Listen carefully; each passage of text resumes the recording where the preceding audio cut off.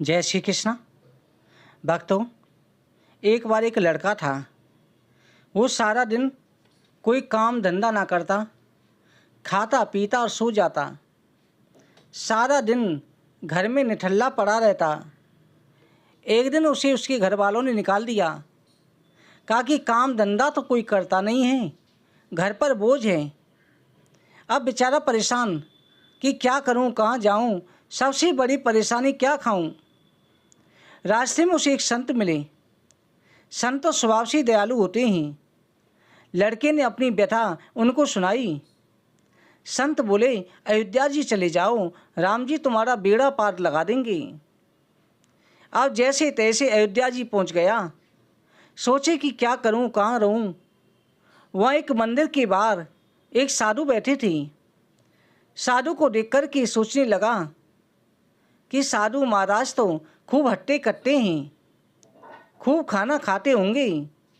उसी समय साधु महाराज के 4-5 शिष्य और आ गए। वो भी हष्ट पुष्ट थे।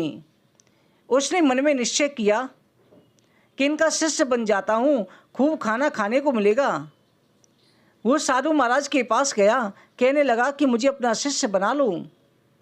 साधु महाराज कहने लगे कि बन जाओ। वो लड़का कहने लगा, मुझे क्या करना होगा। वो कहने लगे, मंदिर में छोटे मोटे काम कर देना, मैं तुम्हें नाम दीक्षा दे दूंगा, प्रभु का नाम जपना। लड़का बोला, वो तो ठीक है, लेकिन मुझे खाने में क्या मिलेगा। उस पेटू का तो हर समय ध्यान खाने में लगा रहता था। साधु महाराज कहने लगे कि दिन में 2 बार भोजन मिलेगा। साधु महाराज ने उसे नाम दीक्षा दी। इसकी तो मौज हो गई। अब बैठे बिठाए खाना मिलने लगा। लेकिन कुछ दिन बाद उठा तो क्या देखता है, सारे आश्रम के चूल्हे ठंडे पड़े हैं। गुरुजी से पूछने गया कि आज खाना नहीं बनेगा। गुरुजी ने कहा, बेटा हम सबका एकादशी का व्रत है, हम सब तो निराहार रहेंगे। लड़का कहने लगा, अगर मैंने एकादशी का व्रत रखा तो द्वादशी नहीं देख पाऊंगा, क्योंकि मुझे तो इतनी ज़्यादा भूख लगती है। गुरुजी को दया आ गई। बोले कि चूल्हा तो नहीं जलेगा, तू ऐसा कर, भंडारे से राशन ले जा, सरजू नदी के किनारे जाकर खाना बना लेना और खा ले। गुरु ने चलते समय कहा कि खाना बनाकर के राम जी को भोग लगा देना। और सरजू नदी किनारे जाकर भोजन बनाया। खाने से पहले गुरुजी की बात याद आ गई कि भोजन से पहले राम जी को भोग लगा देना। भोजन थाली में डाला, राम जी को पुकारने लगा, राम जी आओ, मेरी रोटी का भोग लगाओ। लेकिन राम जी तो नहीं आए। उसने तो कभी देखा ही नहीं था कि मंदिर में राम जी को भोग कैसे लगाया जाता है। अब सोच रहा था कि राम जी को वैसे ही भोग लगाएंगे जैसे हम लोग भोजन करते हैं। राम जी तो नहीं आए। थोड़ा परेशान हो गया, कहने लगा, आप इसलिए नहीं आ रहे हैं क्योंकि मंदिर में आपको कई तरह के भोग लगते हैं। मेरी रूखी सूखी रोटी बनाने के कारण आप नहीं आ रहे ना, इसलिए मैं आपको बता दूं, मंदिर में आज आपको भोजन नहीं मिलेगा, क्योंकि आज एकादशी का व्रत है। आज भोजन नहीं बनेगा, आप भूखे ही रह जाओगे। वो फिर राम जी को पुकारने लगा। राम जी उसके भोलेपन से प्रसन्न हुए और सीता जी के साथ उसे दर्शन दिए। वो पूछने लगा, प्रभु मैंने तो आपको भोग लगाने के लिए बुलाया था, आपके साथ कौन है। राम जी कहने लगे, ये मेरी अर्धांगिनी सीता जी हैं। सोचने लगा, खाना तो कम पड़ जाएगा, एक को बुलाया 2 आ गए, चलो ठीक है। और उसने राम जी और सीता जी दोनों को भोग लगाया। अगली एकादशी आई तो बोला, गुरुजी इस बार ज़्यादा राशन दे देना, क्योंकि वहाँ ज़्यादा भगवान भोग लगाने आते हैं। गुरु ने सोचा शायद इसे ज़्यादा भूख लगती होगी, इसलिए ऐसा बोल रहा है। गुरुजी ने उसे ज़्यादा राशन ले जाने की अनुमति दे दी। इस बार भोजन बनाने के बाद पुकारने लगा, सीता राम जी आइए, आकर भोग लगाइए। इस बार साथ में लक्ष्मण जी भी आ गए। बोला, प्रभु ये कौन है। प्रभु बोले, मेरा छोटा भाई है। अब सोचने लगा, एक को बुलाओ 2 आ जाते हैं, 2 को बुलाओ 3 आ जाते हैं। उसने तीनों को भोग लगाया।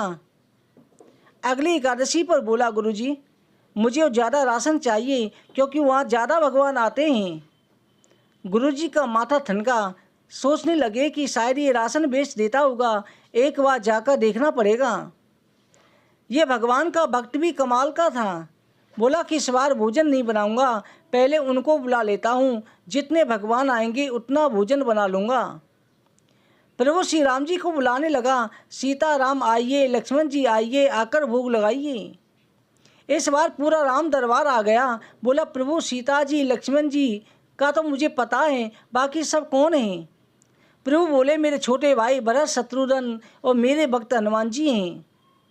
लड़का बोला प्रभु इस बार मैंने भोजन नहीं बनाया, ऐसा करें आप सब भोजन बनाओ, भोग लगाओ, मुझे भी खिलाओ। राम जी ऐसे भक्त को पाकर मुस्कुरा रहे हैं, सीता जी भोजन बना रही हैं, बाकी राम दरबार कोई ना कोई काम कर रहा है। उसी समय गुरुजी आ गए। बोला गुरुजी देखो कितने सारे भगवान हैं। गुरुजी को कोई दिखाई नहीं दे रहा था। राम जी से कहने लगा प्रभु आप मुझे दिख रहे हो, गुरुजी को क्यों नहीं दिख रहे?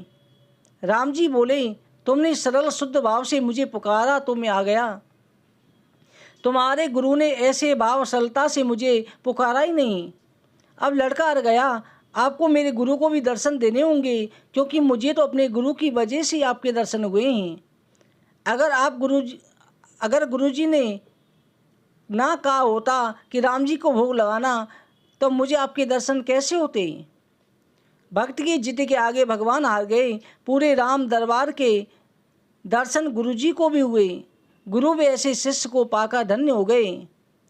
इसकी सरलता शुद्ध भाव के कारण पूरे साक्षात राम दरबार के गुरुजी को दर्शन हुए। लड़का भी राम जी का परम भक्त बन गया।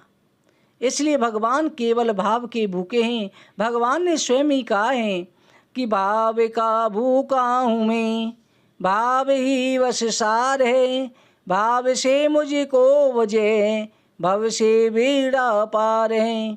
भाव बिन कुछ भी दे मैं कभी लेता नहीं, भाव से के पुष्प दे वो मुझे स्वीकार है। भक्तों आपको ये कथा कैसी लगी? आप चैनल को सब्सक्राइब करें, वीडियो को लाइक और शेयर करें, बगल में बेल आइकन दबाएं और कमेंट बॉक्स में जय श्री राम अवश्य लिखें।